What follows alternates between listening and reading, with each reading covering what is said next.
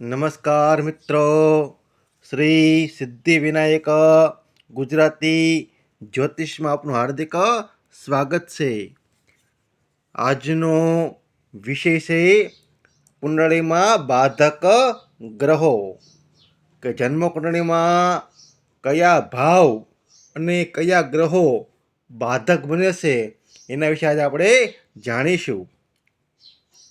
તો જન્મ કુંડળીમાં જે પણ લગ્ન હોય એમાં 12 ભાવ હોય, એમાં ફક્ત 3 ભાવ છે એ જ બાધક ભાવ બને છે. એક છે 7મો ભાવ, એક છે 9મો ભાવ અને એક છે 11મો ભાવ. આ 3 ભાવ જ બાધક બને છે. અને જે પણ લગ્ન હોય અને એના સામેના જે પણ ભાવ બાધક બનતા હોય એમાં જે રાશિ આવતી હોય એ રાશિના અધિપતિઓ બાધકેશ કહેવામાં આવે છે. સમજી લો કે આ પ્રથમ ભાવ છે અને આપણે લગ્ન ભાવ કહીએ છીએ.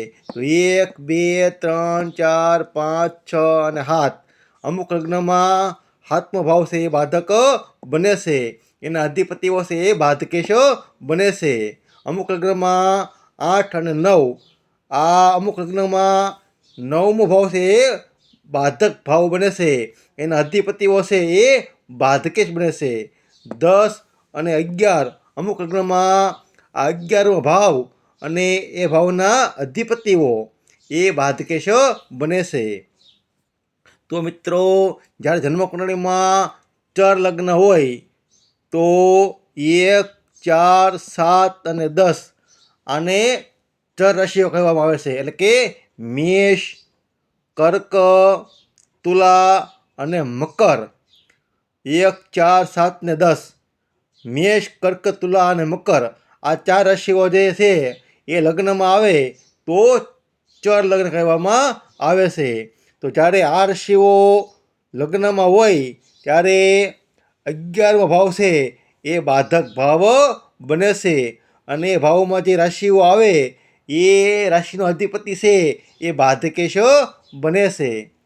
સમજી લો કે અહીંયા મેષ લગ્ન છે તો 11મા ભાવમાં કુંભ રાશિ એટલે કે 11મી રાશિ આવશે.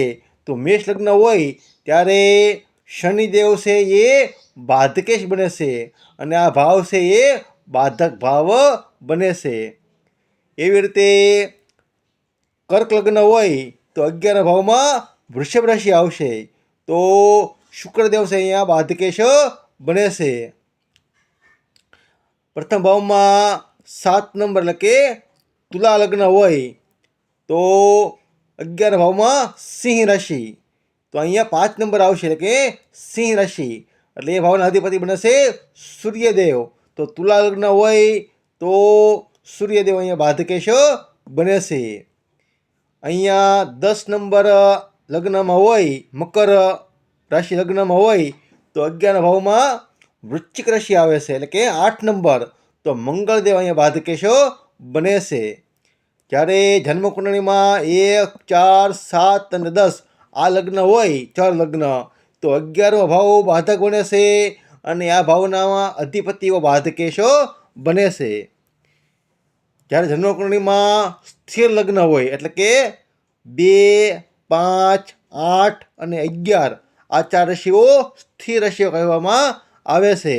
તો જન્મકુંડળીમાં જ્યારે વૃષભ લગ્ન હોય, સિંહ લગ્ન હોય, વૃશ્ચિક લગ્ન હોય અથવા કુંભ લગ્ન હોય, આ 4 રાશિઓ લગ્ન હોય તો એને કહેવાય છે સ્થિર લગ્ન. તો સ્થિર લગ્ન હોય ત્યારે 9મો ભાવ છે એ બાધક ભાવ બને છે અને આ ભાવમાં જે રાશિઓ આવે એ બાધકેશ કહેવામાં આવે છે. જન્મકુંડળીમાં વૃષભ લગ્ન હોય તો 9મા ભાવમાં મકર રાશિ આવશે. જો વૃષભ, મિથુન, કર્ક, સિંહ, કન્યા, તુલા, વૃશ્ચિક, ધન અને મકર, આ 10 નંબરની રાશિ અહીંયા 9મા ભાવમાં આવશે. તો 9મો ભાવ છે એ બાધક ભાવ બને છે અને શનિદેવ અહીંયા બાધકેશ બને છે. જન્મકુંડળીમાં 5 નંબર હોય એટલે કે સિંહ રાશિનું લગ્ન હોય તો નવમ ભાવમાં મેષ રાશિ આવે છે. તો અહીંયા મેષ રાશિના અધિપતિ બને છે મંગળદેવ. તો અહીંયા મંગળદેવ બાધકેશ બને છે. જન્મકુંડળીમાં વૃશ્ચિક લગ્ન હોય તો નવમ ભાવમાં કર્ક રાશિ આવે છે. તો અહીંયા ચંદ્રદેવ અહીંયા બાધકેશ બને છે. જન્મકુંડળીમાં લગ્નમાં કુંભ લગ્ન હોય તો નવમ ભાવમાં તુલા રાશિ આવે છે. તો અહીંયા શુક્રદેવ બાધકેશ બને છે.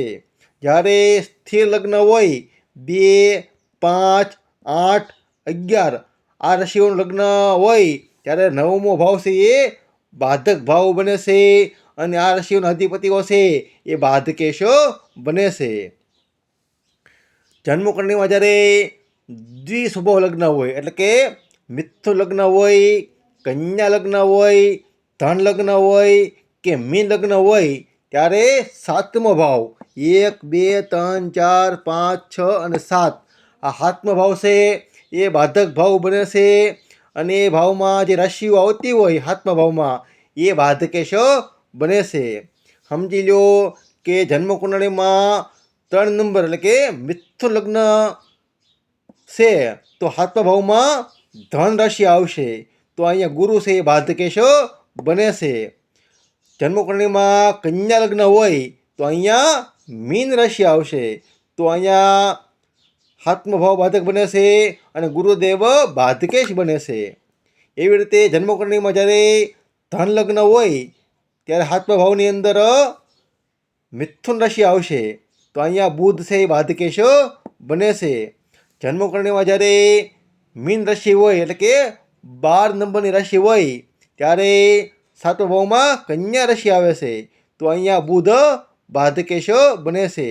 જ્યારે બુધનું લગ્ન હોય ત્યારે ગુરુદેવ અહીંયા બાધકેશ બને છે અને જ્યારે ગુરુનું લગ્ન હોય ત્યારે બુધ અહીંયા બાધકેશ બને છે.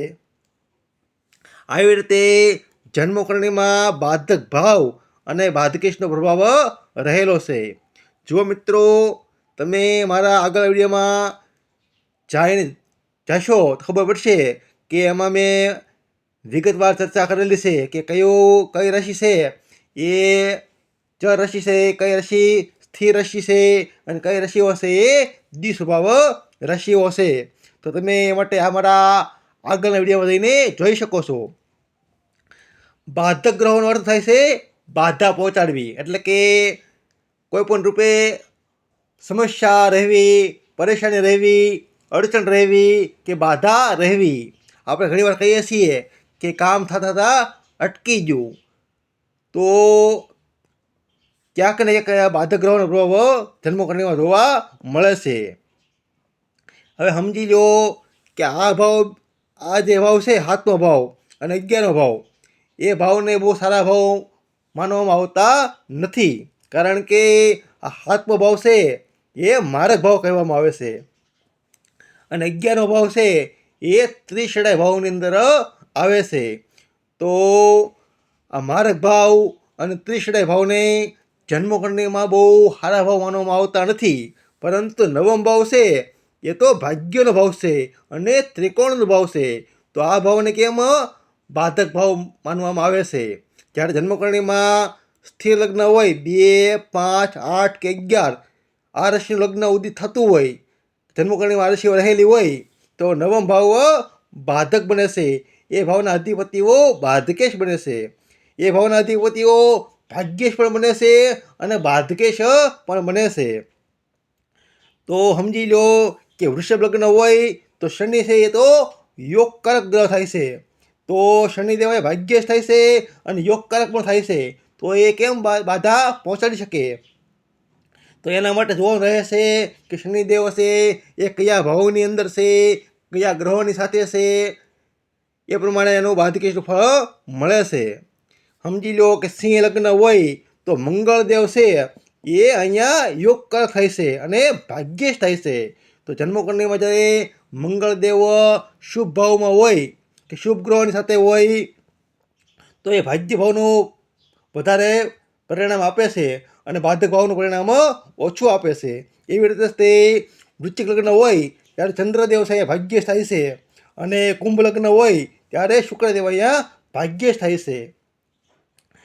તો જ્યારે આ લગ્ન ઉદિત થયેલું હોય ત્યારે આ ગ્રહના અધિપતિઓની સ્થિતિ પર જન્મ જોવાની રહે છે. જો એ શુભ ગ્રહો સાથે હોય, કેન્દ્ર અને ત્રિકોણ અધિપતિ સાથે હોય તો એ ભાગ્યભાવનું પરિણામ વધારે આપે છે. જો એ નેગેટિવ ગ્રહ સાથે હોય અથવા તો ત્રિકોણ અધિપતિ હારે હોય કે માર્કેટની હારે હોય, ત્રિશડાય ભવન અધિપતિ હારે હોય તો એ બાધા વધારે પહોંચાડે છે. એવી રીતે ભાગ્યભાવનું અને ભાગ્યભાવના અધિપતિનું ફળ રહેલું છે. હવે સમજી લો કે કાયમ માટે શું બાધક ગ્રહ છે એ બાધા પહોંચાડશે, તો હકીકતમાં એવું હોતું નથી. પણ બાધક ગ્રહોની એક સમય હોય છે, એક વર્ષ હોય છે. સમજી લો કે ભાઈ મંગળદેવ બાધકેશ બને છે તો મંગળદેવની આયુ છે 28 વર્ષ. તો જન્મકુંડલીમાં જ્યારે સમજી લો કે કોઈનું સિંહ લગ્ન છે અને મંગળ ભાગ્યેશ પણ થાય છે તો એ વ્યક્તિનું આપણે માની શકીએ કે ભાઈ આનું 28 વર્ષ જશે ને પછી વધારે સારું પરિણામ મળશે. એવી રીતે કોઈની કુંડળીમાં ગુરુદેવ બળવાન હોય અને એનું ભાગ્ય બહુ સારું ન પરિણામ બહુ સારું મળતું ન હોય, સમજી લો કે ભાઈ એનું મિથુન લગ્ન છે કે કન્યા લગ્ન છે તો ગુરુ એના માટે બાધકેશ બને છે.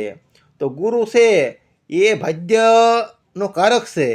તો 16 વર્ષ પછી એ વ્યક્તિને ભાગ્યનો સપોર્ટ મળશે ત્યાં સુધી ગુરુ એને બાધકેશ બને છે.